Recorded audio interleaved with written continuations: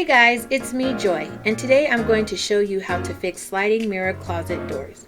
What you're going to need is one Phillips head screwdriver and a set of new wheels.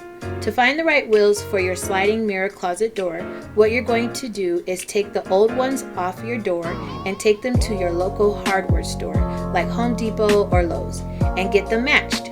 Let's get started. The first thing you're going to do is lift your door off the track and lay it on the floor. Be careful because it's a little heavy. Next, you're going to want to find the hole where the screw is, and if you look in there, you'll see the screw. So you want to unscrew the screw, and once you unscrew the screw, you just pop out the wheel. Be very careful because sometimes it's sharp and it was kind of hard to pop it out. So you're just going to pop it out and remove it. So these are the wrong wheels for this closet door. That's why it never was able to slide on the track.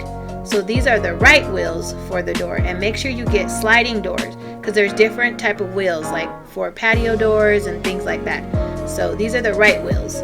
See how it has the two indents where it can go on the track? So once you open it, just go ahead and pop it in. Like I said, be careful because it's kind of hard. So pop it in. We use the screwdriver to pop it in even more to make sure it was all the way in. And then you're going to screw it back.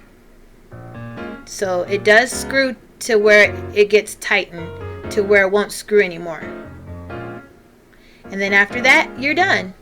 Go ahead and make sure your wheels are aligned with the track at the bottom, and you are good to go. You have fixed your mirror sliding doors. Thanks for watching. I hope I made your life a little bit easier. Like and subscribe, and have a great day.